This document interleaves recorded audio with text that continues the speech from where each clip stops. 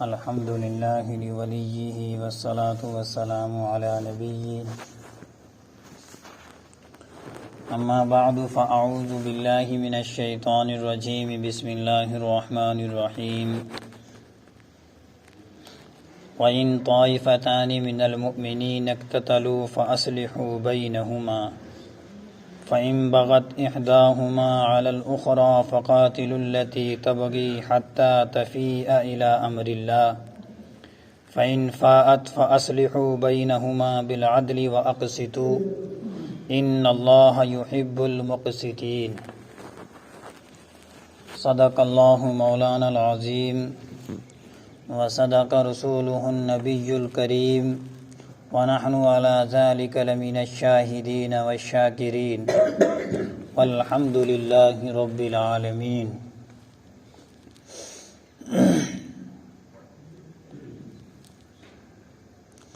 رب ذوالجلال نے حضرت آدم علیہ السلام کو جب پیدا فرمایا یا پیدا فرمانے کا مشورہ کیا، اس وقت سے پہلے دنیا کی اس زمین پر ایک اور مخلوق تھی جو اللہ نے اپنی عبادت کے لیے پیدا کی تھی، اور اس کا مقصد بھی یہی تھا کہ جو انسان کا پیدا کرنے کا مقصد ہے کہ دنیا میں جا کر وہ میری عبادت کرے، مجھے مانے، میرے طریقوں کو اپنائے، میرے بتائے ہوئے راستے پر چلے۔ بہرحال اس نے اللہ کی جو ہے نافرمانی کی تو اللہ نے اس کو تہس نہس کر کر اس کا نام و نشان مٹا دیا، یہاں تک کہ اس میں سے ایک فرد ابلیس نامی شیطان بچتا ہے، پھر وہ بھی اللہ کی جو ہے بڑی بڑائی اور تعریف اور بڑی عبادات کرتا ہے۔ آخر اس کی انتہا یہ ہوئی کہ وہ بھی اللہ کے در سے مردود اور رجیم بنا کر اس کو بھی دھتکار دیا گیا اور نکال دیا گیا، اور رہتی دنیا تک کہ یہ ایک پیغام سنا دیا گیا کہ جو اللہ سے بغاوت کرے گا، اللہ کی نافرمانی کرے گا، اللہ کے یہاں جو ہے اس کے لیے کوئی جگہ نہیں ہے، وہ رجیم اور مردود کی طرح جو ہے اس کو دیکھا جائے گا، کیونکہ اللہ کسی کا محتاج نہیں ہے۔ کائنات کا ایک ایک ذرہ، جتنی بھی مخلوقات اللہ تعالیٰ نے پیدا فرمائی ہیں، جو بھی چیزیں اللہ نے پیدا کی ہیں، سب اللہ کی محتاج ہیں، اللہ کسی کا محتاج نہیں۔ اس کے بعد اللہ تعالیٰ نے انسان کو بنایا۔ انسان کا بنانے کا مقصد بھی یہ ہے کہ میں دنیا میں بھیجوں، یہ میری عبادت کریں، مجھے اپنا رب مانیں، میرے بتائی ہوئی شریعت پر عمل کریں، میرے بھیجے ہوئے پیغمبر اور رسولوں کو یہ مانیں، ان کی باتوں کو تسلیم کریں، اور بتائے ہوئے طریقوں کے مطابق یہ اپنی زندگی گزار کر اپنا ٹھکانہ جنت میں بنا کر آئیں، اور اگر کوئی اس کا برعکس کرتا ہے تو اس کا ٹھکانہ بھی اللہ تبارک و تعالیٰ نے متعین فرما دیا ہے۔ بہرحال پھر اللہ تبارک و تعالیٰ نے جو ہے دنیا کے اندر کم و بیش 1,24,000 انبیاء علیہم السلام بھیجے، کسی خاندان میں، کسی قبیلے میں، گاؤں یا شہر میں، کسی قصبے کے لیے، یعنی ہر خاندان کے لیے، ہر قصبے کے لیے، ہر شہر کے لیے، ہر ایک برادری کے لیے، ہر ایک قوم کے لیے اللہ تبارک و تعالیٰ نے الگ الگ نبیوں کو دنیا کے اندر بھیجا، تاکہ وہ دنیا والوں کو یعنی انسانوں کو اللہ کی جو ہے بڑائی، اللہ کی بتائی ہوئی شریعت سنا سکے اور سمجھا سکے۔ سلسلہ چلتا رہا، آخر میں تاجدار بطحا جناب محمد عربی صلی اللہ علیہ وسلم تشریف لائے۔ یہ آخری نبی خاتم النبیین والمرسلین ہیں۔ آپ کے بعد، آپ کے تشریف لانے کے بعد اللہ تبارک و تعالیٰ نے اعلان فرما دیا کہ یہ آخری نبی ہیں، اب ان کے بعد کوئی نبی اس دنیا میں نہیں آئے گا۔ اگر کوئی ان کے آنے کے بعد نبوت کا دعویٰ کرتا ہے تو وہ جھوٹا۔ نبی علیہ السلام نے بھی اعلان فرمایا، انا خاتم النبیین لا نبی بعدی، کہ میں آخری نبی ہوں، میرے بعد کوئی نبی آنے والا نہیں ہے۔ اس کے بعد جو ہے آپ علیہ السلام پر قرآن کریم کا نزول ہوتا ہے، تو جب قرآن کریم اتارا گیا 23 سال کی اس قلیل مدت میں اللہ تبارک و تعالیٰ نے قرآن پاک جیسی مقدس کتاب آپ پر نازل فرمائی اور آپ کو یہ تحفہ عنایت فرمایا، اور اس کتاب پر بھی مہر لگائی کہ یہ کتاب بھی آخری ہے۔ اس کتاب کے اندر کیا ہے؟ اس کتاب کے اندر ہمیں اپنی جو ہے بچپن سے لے کر قبر تک، اور قبر سے لے کر میدان محشر تک، میدان محشر سے لے کر اپنی جزا اور سزا تک کی جو ہے زندگی کا نچوڑ بتایا گیا ہے۔ ہمیں دنیا کے اندر رہنا ہے تو کس طریقے سے رہنا ہے۔ ہم جب بچپنے میں تھے، معصومیت میں تھے، نابالغی میں تھے، تو ہمارا جو ہے شریعت کے اندر موقف کیا ہے، شریعت کے تعلق سے ہمارے اوپر حکم کیا لاگو ہوتا ہے، وہ اس میں بتایا۔ پھر جب ہم بالغ ہو جاتے ہیں، پھر شریعت کے ہم پر احکام کیا لاگو ہوتے ہیں، تو وہ اس میں بتلایا۔ پھر جب یہ زندگی ہم جی کر جب قبر میں جائیں گے، تب ہم پر کیا احکام لاگو ہوں گے، قبر میں جانے کے لیے ہمیں کیا تیاریاں کرنی ہیں، پورے کی پوری جو ہے اس قرآن کریم کے اندر ہمیں زندگی کا نچوڑ بتایا ہے۔ بہرحال آج آپ کے سامنے میں نے جو آیت کریمہ پڑھی ہے، وَإِن طَائِفَتَانِ مِنَ الْمُؤْمِنِينَ اقْتَتَلُوا فَأَصْلِحُوا بَيْنَهُمَا فَإِن بَغَتْ إِحْدَاهُمَا عَلَى الْأُخْرَى فَقَاتِلُوا الَّتِي تَبْغِي حَتَّى تَفِيءَ إِلَى أَمْرِ اللَّهِ إِلَى آخِرِهِ، کہ اگر مسلمانوں کے دو گروہ آپس میں لڑ پڑیں، دو جماعتیں یا دو آدمی یا دو مرد یا دو انسان آپس میں لڑ پڑیں، تو ان کو کیا کرنا چاہیے؟ دوسرے مسلمانوں کو کرنا کیا چاہیے کہ ان کے درمیان صلح کراؤ۔ فَأَصْلِحُوا بَيْنَهُمَا، کہ ان کے درمیان صلح کراؤ۔ پھر اگر ان میں سے ایک گروہ دوسرے کے ساتھ زیادتی کرے تو اس گروہ سے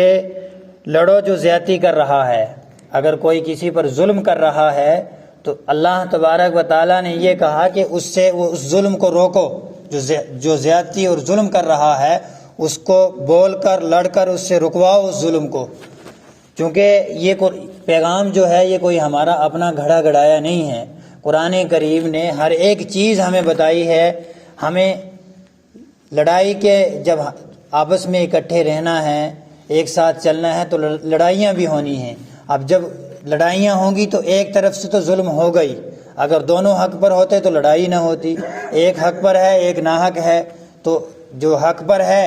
وہ تو بیچارہ مظلوم ہے، جو حق پر نہیں ہے وہ ظالم ہے۔ تو اس ظالم کو روکنے کے لیے اللہ تبارک و تعالیٰ نے ہمیں یہ بتلایا کہ تم اس سے لڑو جو زیادتی کر رہا ہو، یہاں تک کہ وہ اللہ کے حکم کی طرف لوٹ آئے،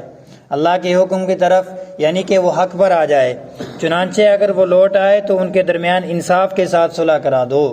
انصاف کے ساتھ صلح کرا دو۔ مظلوم کا کیا حق بنتا ہے مظلوم کو دلاؤ، اور ظالم کا کیا حق بنتا ہے جو اس پر ظلم کر رہا ہے اس کو کیا حق بنتا ہے وہ اس کو دلاؤ، انصاف کر دو۔ تو ان کے درمیان انصاف کے ساتھ صلح کرا دو، یعنی ہر معاملے میں انصاف سے کام لیا کرو۔ بے شک اللہ تبارک و تعالی انصاف کرنے والوں سے محبت کرتے ہیں۔ ان اللہ یحب المقسطین، جو انصاف کرتا ہے، چاہے پھر وہ بادشاہ ہو، چاہے پھر وہ گھر کا بڑا فرد ہو، چاہے پھر گاؤں کا وہ بڑا فرد ہو، چاہے پھر وہاں وہ لڑنے والوں میں کوئی سمجھدار ہو، تو وہ وہاں ان میں انصاف کرائے۔ انصاف کی حد جو ہے وہ شریعت کی نظر سے دیکھ کر ان دونوں مسلمانوں میں، ان دونوں بھائیوں میں انصاف کرائیں۔ اور یہ مسلمانوں کے لیے نہیں، اگر ہمارا میٹر کسی غیر مسلم کے لیے ہے اور اس پر غیر مسلم پر کوئی مسلمان ظلم کر رہا ہے تو ہمیں ساتھ غیر مسلم کا دینا ہے۔ اسلام کبھی ظلم کا نام نہیں ہے۔ اسلام جو ہے کبھی ہمیں یہ پیغام نہیں دیتا کہ آپ مسلمانوں کے ساتھ تو صلح رحمی کرو اور غیر مسلموں کے ساتھ صلح رحمی نہ کرو، صلح نہ کرو، ایسا کچھ نہیں ہے۔ اگر کسی غیر مسلم پر ظلم ہو رہا ہے تو ہمارا حق اور فرض یہ بنتا ہے کہ ہم اس ظلم کو اس پہ سے روکیں، تبھی تو ہم مسلمان کہلانے کے حقدار بنیں گے۔ ہمارے کردار سے، ہمارے اخلاق سے، ہمارے چال و چلن سے، ہمارے طور و طریق سے جو ہے ہم پتہ چلنا چاہیے کہ ہم مسلمان ہیں۔ آگے اللہ تبارک و تعالیٰ فرماتے ہیں دوسری آیت کریمہ میں، انما المؤمنون اخوہ فاصلحوا بین اخویکم واتقوا اللہ لعلکم ترحمون۔ یہ بڑا پیغام ہے۔ یہ بڑا پیغام یہ ہے کہ حقیقت تو یہ ہے کہ تمام مسلمان آپس میں بھائی بھائی ہیں۔ یہ بات ہمیں ماننی پڑے گی کہ جتنے بھی اس ترائے ارض پر، اس زمین پر، اس آسمان تلے جتنے بھی مسلمان ہیں، چاہے وہ کسی کنٹری میں ہو، کسی ملک میں ہو، کسی بھی جگہ ہو، وہ ہمارے بھائی ہیں۔ وہ چاہے کسی بھی برادری سے تعلق رکھتے ہوں، ان کا کاروبار کیا ہے، وہ کیسے بھی ہوں، لیکن وہ ہمارے بھائی ہیں۔ جیسے ہم ایک اپنے ماں جائے بھائی کے لیے اپنے سینے کے اندر درد رکھتے ہیں، ہم پورے مسلمانوں کے لیے اپنے سینے کے اندر ویسے ہی درد رکھنی ہے۔ اس لیے اپنے دو بھائیوں کے درمیان تعلقات اچھے بناؤ اور اللہ سے ڈرو تاکہ تمہارے ساتھ رحمت کا معاملہ کیا جائے۔ واتقوا اللہ لعلکم ترحمون۔ اگر ہم صلح نہیں کروا رہے ہیں، لڑائی کو بڑھاوا دے رہے ہیں، اس کی چگلیاں اس کے پاس، اس کی غیبت اس کے پاس، اور یہ جو ہے معاملہ تھمنے والا ہی نہیں ہے، اور ہم جو دیکھی جو پارٹی مضبوط ہے اس کے ساتھ کھڑے ہو گئے، تو یہ ہم اللہ کی رحمت سے تو دور گئے۔ اللہ تعالیٰ نے یہاں جو لفظ فرمایا ہے واتقوا اللہ، اللہ سے ڈریے، تو گویا کہ اگر ہم یہ معاملہ سلجھا نہیں رہے ہیں اور تکڑی پارٹی یعنی ظالم کے ساتھ کھڑے ہیں، تو ہم اس کے اللہ کے خوف کو جو للکار بھی رہے ہیں، جو اللہ کا پیغام ہے، اللہ کا جو حکم ہے، ہم اس کو للکار بھی رہے ہیں۔ واتقوا اللہ یہ امر کا صیغہ ہے کہ اللہ سے ڈریے۔ اللہ کا امر، اللہ کا حکم مسلمانوں پر فرض کا درجہ رکھتا ہے، تو گویا کہ اس معاملے میں ہمیں اللہ سے ڈرنا ہے، اور وہ ڈر ہمارے لیے فرض کا درجہ رکھتا ہے۔ تو اگر کسی کے درمیان لڑائی ہو جائے تو ہمارا حق کیا بنے گا کہ ان کے درمیان صلح کرو، ظلم کرنے والوں کو روکو اور انصاف کے ساتھ کام لو تاکہ اللہ تعالی ہم پر رحم فرمائے۔ یا ایھا الذین آمنوا لا یسخر قوم من قوم عسى ان یکونوا خیرا منهم ولا نساء من نساء عسى ان يكن خيرا منهن ولا تلمزوا انفسكم ولا تنابزوا بالالقاب بئس الاسم الفسوق بعد الايمان ومن لم يتب فاولئك هم الظالمون۔ بڑا پیغام جس کے شکار آج کے دور میں ہم خاص طور پر ہو رہے ہیں وہ یہ ہے، اے ایمان والو، نہ تو مرد دوسرے مردوں کا مذاق اڑائیں، ہو سکتا ہے کہ وہ جن کا مذاق اڑا رہے ہیں خود ان سے بہتر ہوں، اور نہ دوسری عورتیں دوسری عورتوں کا مذاق اڑائیں، ہو سکتا ہے کہ وہ جن کا مذاق اڑا رہی ہیں خود ان سے بہتر ہوں۔ اور تم ایک دوسرے کو طعنہ نہ دیا کرو اور نہ ایک دوسرے کو برے القاب سے پکارو۔ ایمان لانے کے بعد گناہ کا نام لگنا بری بات ہے، گناہ گار ہونا بری بات ہے، اور جو لوگ ان باتوں سے باز نہ آئیں تو وہ ظالم لوگ ہیں۔ آیت کریمہ کے اندر پورے معاشرے کی قرآن کریم نے ترجمانی کی ہے۔ معاشرہ ہمارا کیا ہے کہ جن باتوں سے لڑائی جھگڑے پیدا ہوتے ہیں، ان آیتوں میں ان باتوں کو نہایت ہی جامعیت کے ساتھ، نہایت ہی پختگی اور جامعیت کے ساتھ بیان فرمایا گیا ہے۔ ان میں سے ایک بات یہ ہے کہ کسی دوسرے کا کوئی ایسا برا نام رکھ دیا جائے جو اسے ناگوار ہو۔ مثال کے طور پہ کسی کا بھی کوئی نام بگاڑ دیا جائے، نام تو اس کا کچھ بھی ہے، محمد احمد نام ہے، لیکن اس کا نام بگاڑ دیا، اور اس نام سے جب اسے پکارتے ہیں تو اسے چڑ لگتی ہے، تو برے القاب سے کسی کو پکارنا اور مسلمان خاص طور پہ یہ کام کرے تو یہ تو بہت بڑا ظلم ہے۔ اچھا، اللہ تعالیٰ فرما رہے ہیں کہ ایسا کرنا گناہ ہے، یعنی برے القاب سے پکارنا یہ گناہ ہے، اور اس سے خود تم گناہ گار ہوگے، اور خود تم پر گناہ گار ہونے کا نام لگے گا۔ اور کسی مسلمان پر یہ نام لگنا کہ وہ گناہ گار ہے ایمان لانے کے بعد بہت بری بات ہے۔ نتیجہ یہ ہوگا کہ تم کسی دوسرے پر برا نام لگا رہے تھے اور اس عمل سے خود تم پر برا نام لگ گیا ہے۔ بات سمجھنے کی ہے کہ اگر ہم نے کسی کو برے القاب سے پکارا، ہم تو اپنے دل کے اندر مسرت اور خوشی محسوس کر رہے ہیں کہ میں نے اس کو مذاق اڑا کر اس کو نیچا دکھا دیا، دل کے اندر تو ہمارے بڑک پن آ رہا ہے، لیکن ہم نے اس کا مذاق نہیں اڑایا۔ حقیقتاً میں ہم خود برے بنے ہیں، ہم نے خود اپنے آپ کو ظلم کے کٹھیڑے میں لے کر کھڑا کر دیا ہے، ظلم کی دہلیز پر لے کر کھڑا کر دیا ہے اور ظالم بن گئے ہیں۔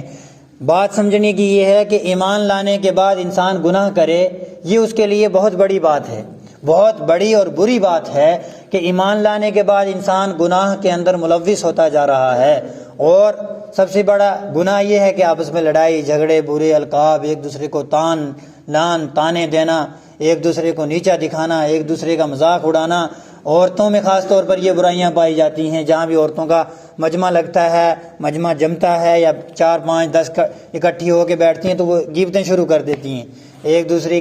کی جو ہے وہ ایسی ہے، وہ ایسی ہے، فلاں ایسی ہے، فلانی ایسی ہے۔ تو عورتوں کے اندر یہ چیز سب سے زیادہ پائی جاتی ہے۔ آج کے دور میں ماتم یہ ہے کہ ہم مرد بھی اس سے جو ہے دور نہیں ہیں، ہم مردوں کے اندر اتنی کثرت کے ساتھ یہ بات پائی جا رہی ہے، خدا کی قسم میرے کان تھک گئے ہیں، میرے کان تھک گئے، میں آپ کا امام ہوں، میں آپ کے معاف کرنا میں کسی کے پاس بھی جا کے بیٹھ جاؤں میرے سامنے غیبت کرنی شروع کر دیتے ہو۔ خدا کا جو ہے خدا کے قہر سے ڈرو کہ جس کے پیچھے آپ نماز پڑھ رہے ہو اسی سے آپ لوگوں کی غیبتیں کر رہے ہو، وہ اگر آپ کو ٹوکے تو ہمارے امام میں تو بڑکپن آ گیا ہے، اس میں تو تکبر آ گیا، تو بڑی باتیں کرنے لگا ہے۔ ایسا ہرگز نہیں ہے،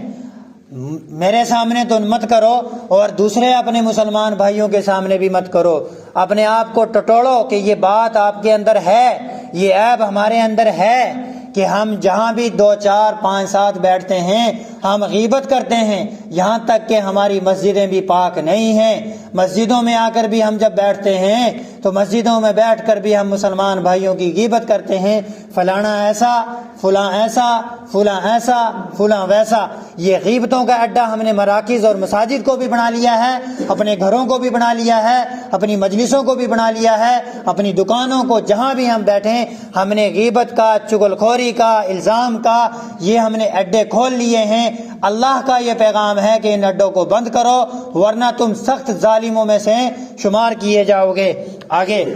اللہ تبارک و تعالیٰ فرما رہے ہیں، اس کی تشریح میں نے پہلے بھی آپ کے سامنے پیش کی تھی، یا ایھا الناس انا خلقناکم من ذکر و انثی وجعلناکم شعوبا وقبائل لتعارفوا ان اکرمکم عند اللہ اتقاکم ان اللہ علیم خبیر۔ اے لوگو، اے مسلمانوں، اے کائنات کے انسانوں، اس زمین پر بسنے والے انسانوں، حقیقت یہ ہے ہم نے تم سب کو ایک مرد ایک عورت سے پیدا کیا ہے۔ اللہ تبارک و تعالیٰ نے حضرت آدم کو پیدا کیا، حضرت آدم کی پسلی سے حضرت اماں حوا کو پیدا کیا، پھر انسانی سلسلہ شروع ہوا، یعنی مرد اور عورت یہ 2 اللہ تعالیٰ نے جوڑے بنائے۔ وَخَلَقْنَاكُمْ أَزْوَاجًا، ہم نے آپ کے جوڑے بنائے، ان جوڑوں سے نوع انسانی کی تخلیق شروع ہوئی۔ رفتہ رفتہ دنیا کے اندر جو ہے انسان جو ہے پھیل گیا، اور یہ انسان دنیا کے ہر ایک چپے پر ملے گا۔ یہ دنیا انسانوں کے لیے بنائی گئی ہے اور انسان کو اللہ تبارک و تعالیٰ نے اپنے لیے بنایا گیا۔ فَإِنَّ الدُّنْيَا خُلِقَتْ لَكُمْ وَإِنَّكُمْ خُلِقْتُمْ لِلْآخِرَةِ، کہ دنیا کی ہر ایک چیز میں نے تمہارے لیے پیدا کی ہے۔ وَإِنَّكُمْ خُلِقْتُمْ لِلْآخِرَةِ، تو میں نے آپ کو جو پیدا کیا ہے وہ آخرت کے لیے پیدا کیا ہے۔ تو اللہ تبارک و تعالیٰ یہاں یہ سمجھا رہے ہیں کہ ہم نے تم سب کو ایک مرد اور ایک عورت سے پیدا کیا ہے اور تمہیں مختلف قوموں اور خاندانوں میں اس لیے تقسیم کیا تاکہ تم ایک دوسرے کی پہچان کر سکو، ایک دوسرے کو پہچان سکو۔ در حقیقت اللہ کے نزدیک تم میں سب سے زیادہ عزت والا وہ ہے جو تم میں سب سے زیادہ متقی ہو۔ یقین رکھو کہ اللہ سب کچھ جاننے والا ہے، ہر چیز سے باخبر ہے۔ اس آیت کریمہ میں مساوات، برابری کا پیغام دیا ہے اور یہ ایک عظیم اصول بیان کیا ہے کہ کسی کی عزت اور شرافت کا معیار اس کی قوم یا اس کے قبیلے یا وطن سے نہیں ہوتا۔ اگر ہم جو ہے پٹھان ہیں یا ہم سید ہیں، بہرحال سید کا ایک درجہ جو ہے ہمارے دلوں کے اندر وہ وقعت نبی علیہ الصلاۃ والسلام کی محبت ہے، وہ اللہ کو، اللہ کے نبی صلی اللہ علیہ وسلم کی اس خاندان کی ایک عظمت ہمارے دلوں کے اندر ہے، وہ ہر مسلمان کے دل کے اندر ہونی بھی چاہیے کہ نبی علیہ الصلاۃ والسلام سید ہیں، آپ کا جو ہے نسب شریف حضرت فاطمہ سے دنیا میں چلا ہے، تو اس خاندان کی اس وجہ سے ہم عزت کرتے ہیں کہ یہ نبی کے خاندان سے یہ خاندان ہے۔ بہرحال اس کی عزت ہمارا حق بنتا ہے، ایمانی فریضہ بنتا ہے، یہ ہمارا عشق ہے۔ مدینہ سے ہم محبت اس لیے کرتے ہیں کہ وہاں وہ اللہ کے نبی کا شہر ہے، وہاں روضہ رسول موجود ہے، بیت اللہ مکہ المکرمہ سے ہم محبت اس لیے کرتے ہیں، پوری دنیا میں سب سے افضل سمجھنا ایمان کا اپنا جز اس لیے سمجھتے ہیں کہ وہاں اللہ کا پاکیزہ اور مقدس گھر ہے۔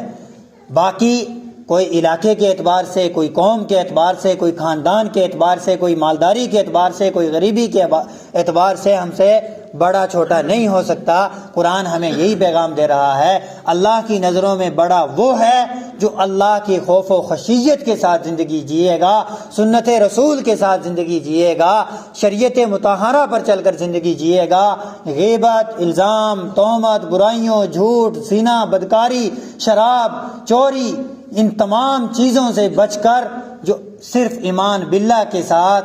اور اللہ کے نبی کی سنتوں کو بجا لانے کے ساتھ گناہ کبیرہ سے بچ کر جو زندگی جیے گا، اللہ کے نزدیک وہ محبوب ہے۔ گناہ صغیرہ جو ہوتے ہیں وہ نماز پڑھنے سے، وضو کرنے سے، قرآن پڑھنے سے، مسجد میں آنے سے، نیک عمل کرنے سے، صدقہ کرنے سے، مصافحہ کرنے سے، سلام کرنے سے، اچھی بات کرنے سے گناہ صغیرہ معاف ہو جاتے ہیں۔ لیکن گناہ کبیرہ توبہ سے معاف ہوتے ہیں، اور حقوق العباد بندوں سے معافی مانگ کر معاف ہوتے ہیں۔ گناہ کبیرہ کی دو قسمیں ہیں، ایک حقوق اللہ کے تعلق سے ہیں، ایک حقوق العباد کے تعلق سے ہیں۔ حقوق اللہ کی توبہ کے ساتھ معاف ہوں گے، اور حقوق اللہ میں دو چیز آتی ہیں، ایک فرض آتا ہے، ایک واجب آتا ہے۔ واجب اور فرض کی ادا یا قضا کر کر ہی وہ اپنے ذمے سے اور توبہ کر کر معاف ہوں گے، اور اس کے علاوہ جو دوسرے گناہ ہیں وہ توبہ کے ساتھ معاف ہوں گے، جیسے چوری، غیبت، الزام، برائیاں، زنا، شراب خوری، اور کسی کا حق یہ شراب خوری وغیرہ۔ تو یہ وہ گناہ ہیں جو توبہ سے معاف ہوں گے۔ کسی کا حق دبا لینا، کسی پر ظلم کر لینا، کسی کی غیبت کر لینا، کسی پر الزام لگا دینا، یہ جب تک جس کی غیبت، جس کا الزام، جس کی چوری، جس کا حق دبایا ہے اس سے معاف نہ کروا لیں، یا اس کو لوٹا نہ دیں، یا اس سے جا کر معافی نہ مانگ لیں، تب تک یہ توبہ سے بھی معاف نہیں ہوں گے۔ تو اللہ تبارک و تعالی ہم پر ایسے نظر جمائے ہوئے ہیں، مثال کے طور پر کہ اللہ کے سامنے ہم کچھ بھی نہیں ہیں۔ اللہ ہمارے تمام کرتوتوں کو دیکھتا ہے، ہمارے دل کے اندر کیا ہے، مستقبل میں آنے والے زمانے میں ہمیں کیا کرنا ہے، ہمارے دل کے اندر ارمان کیا ہیں۔ انہ علیم بذات الصدور، اللہ تبارک و تعالیٰ ان بھیدوں کو بھی جانتے ہیں، ان چیزوں کی بھی خبر رکھتے ہیں۔ ہم ماضی میں کیا کر کر آئیں وہ بھی اللہ تعالیٰ جانتے ہیں۔ ہمارے پاس دو فرشتے ہیں جو ہماری اعمال ناموں کو، ہماری زندگی کے ہر ایک چیز کو دن رات کو لکھ رہے ہیں، اور وہ کتاب سجین موجود ہے۔ جب اللہ کے سامنے حساب کتاب شروع ہوگا تو وہ کھول دی جائے گی، اس کے اندر ہمارے اعمال نامے جو ہے سامنے کر دیے جائیں گے۔ اس وقت افسوس کرنے سے کوئی جو ہے چارہ نہیں ہوگا، اس وقت ہمیں جزا اور سزا کا دن ہوگا۔ اگر اللہ نے رحم فرما دیا تو جنت میں چلے جائیں گے، اور اگر اللہ کے غضب آ گیا، چاہے ہم نے جو ہے پھر نیکیاں بھی کی ہوں گی، اللہ کے غضب کے سامنے کوئی چیز ٹھہر نہیں سکتی۔